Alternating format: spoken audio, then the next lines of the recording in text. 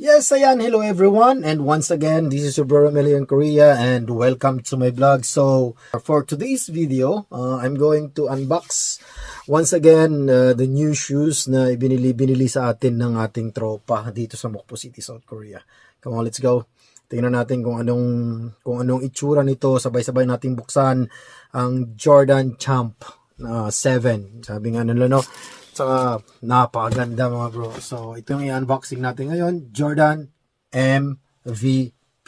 Ayan, hindi ko alam kung kailan siya naging MVP rito, pero alam ko na ito, ang shoes na ito is old school. Kasi ito, nung 1990s, yung shoes na to nakita ko na nasuot ng isa sa mga iniidolo kong basketball player doon sa Estancia, Iloilo sa amin. So isa siyang De La Cruz at kino-consider ko siya na one of the greatest player, no, sa bayan namin doon sa Estancia, Iloilo, si Mancho De La Cruz. Shout out kung maabot sa iyo yung video na to. Isa siya sa mga idolo ko, isa siya sa mga hinahangaan ko na basketball player sa Estancia. But isa siya sa mga GOAT doon, pero sa ngayon kasi mayroon ng taga Estancia na nakapunta na ng PBA, yun si Robles. So, hopefully, siya na siguro yung GOAT dun sa Estancia. Anyway, siya yung susundan ng mga kabataan na dapat sumunod ng yapak sa kanya. Kung ano yung, kasi lahat na na-achieve niya is, it was not given, it was earned. Because of hard works, practice, lahat, nandun lahat, determination, sipag, tiyaga, at determination. So, si Billy Robles, ang Superman, Ilonggo Superman. Ayan. So, isa kami ng school noon, Northern Iloilo Polytechnic State College.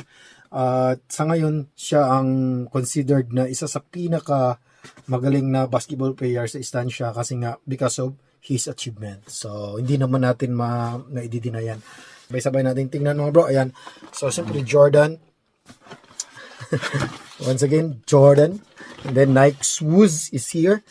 So, sa box pala, makikita mo napakaganda na. So, ayan, tingnan natin.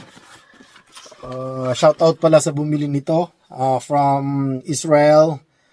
Shout out and from Mokpo City, mga kachinggo natin, mga ka-friends natin na nagtitiwala. Although medyo matagal na dumating ngayon kasi siyempre napakaganda mga shoes.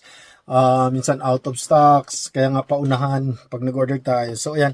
So, ayan, number 23 bumungad. Ayan, oh.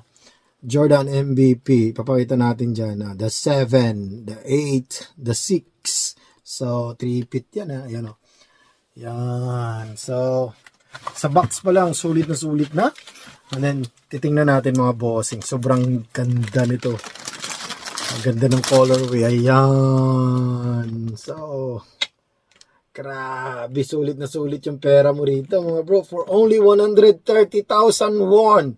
No? 100,000 sale po yan. Hindi po nakadepende sa size mo. Meron siyang price na 130,000 won. Ayan. Kaya ano pa, may mga ibang colorway to, mga ka-bro, mga kapatid. Kaya kung gusto niyo mag-order, just PM me. Alright? At para mapag-usapan natin at may order natin agad. Ayan, lupit. So ayan mga bro, ito yung Jordan MVP. Yeah, it's Jordan MVP. Sa colorway pa lang mga bro, ang ganda na. Ayan na natin. Napunit talaga. So, Jordan MVP. So, sa details niya pa lang napakita mo. Ito old school talaga. Ito old school na spike. Na outsole niya. At napakatibay. So, ito fiberglass or translucent, no? Dalawa. And then, ito red. Grabe, solid yan mga bro. Malalaman mo yung peke pag pinapalo mo, parang hindi solid yung ano niya, yung ang tunog niya iba. Ayan o. So ayan, siyempre ang logo ni Jordan, which is yun ang pinakamahal. Sa spike pa lang mga bro, limbawa nakaupo ka sa tabla, no? Nakaupo sa tabla, tapos yung paa mo nakaganyan o. Grabe, tapos picture ka. Kita, dyan pa lang, di ba? Dyan pa lang. For only 130, you are enjoying your money. Alright? At kumbaga, it's sulit yung pera na pinahirap mo. So, ayan. Yan. Iikot natin. Ayan, ang colorway. That's number 23. Ayan. Isa sa mga idolo ni LeBron James kung bakit naging number 23 siya. At ito po yung likod. Yan. Grabe, lupit ito dati. Pag nasuto ni Mancio na ganito, kasi dati ano lang, si Mancio kasi, De La Cruz din yun. Taga ano lang ako, taga panood lang kami nun dati during the time na magkaroon kami ng enter barangay, Bacos, like back ang tawag sa amin, Butongan Athletic Club versus the Rogador Foundation.